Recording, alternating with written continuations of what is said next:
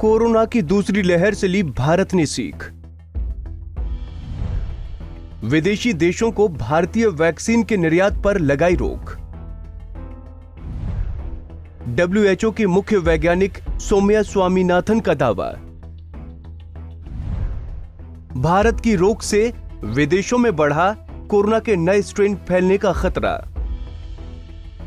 Corona virus की दूसरी लहर के बढ़ते प्रकोप ने जहां एक ओर भारत में मौत का तांडव किया, तो वहीं दूसरी ओर भारत सरकार को एक सीख भी दे दी कि जब अपने घर में खाने को सामान पूरा न हो तो भंडारा नहीं करना चाहिए। जिस तरह से भारत ने दुनिया के 50 देशों को संक्रमण के मामले में पीछे छोड़कर अमेरिका के बाद दूसरा स्थान हासिल किया, उससे भारत सरकार की आंखें खुल गईं और अब भारत सरकार ने ये दूसरे देशों को भेजी जाने वाली वैक्सीन पर रोक लगा दी है। दरअसल पिछले साल भारत ने 6.63 करोड़ वैक्सीन डोज दूसरे देशों को मित्रता के तौर पर भेजी थी, लेकिन दूसरी लहर से बुरी तरह प्रभावित होने के बाद भारत ने वैक्सीनेशन प्रोग्राम को राज्यों की तरफ मोड़ दिया है।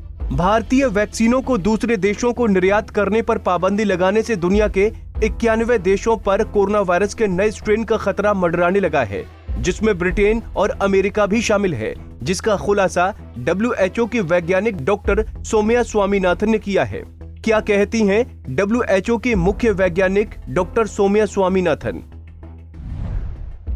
कोविड वैक्सीन की भारत से खेप न मिलने से इन अफ्रीकी देशों पर भारत में सबसे पहले पाए गए कोरोना वेरिएंट B1617.2 का प्रकोप बढ़ने का खतरा बढ़ गया है।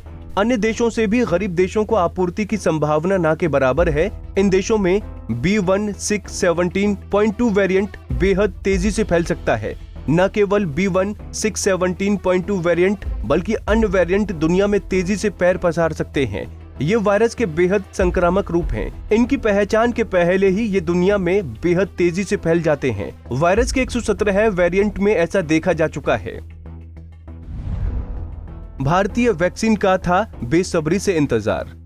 आपको बता दें कि ये सभी विदेशी देश भारत के सीरम इंस्टीट्यूट ऑफ इंडिया में एस्ट्राजेनेका की वैक्सीन कोविशील्ड जो बन रही है उस पर काफी हद तक निर्भर थे। साथ ही कोरोना के आने वाले टीके नोवावैक्स की खेप का भी इन्हें बेसब्री से इंतजार था।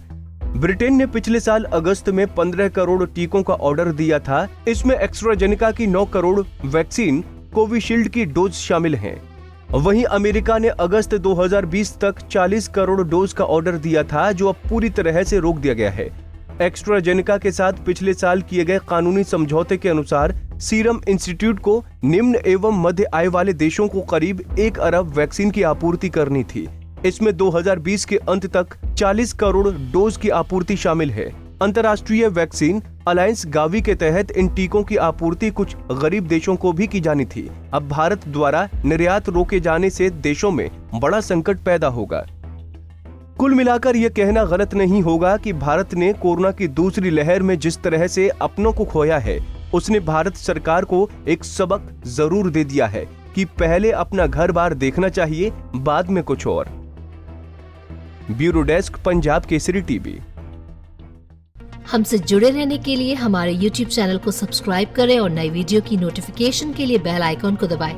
अगर आप ये वीडियो Facebook पर देख रहे हैं तो लाइक जरूर करें और ज्यादा से ज्यादा शेयर करें। धन्यवाद।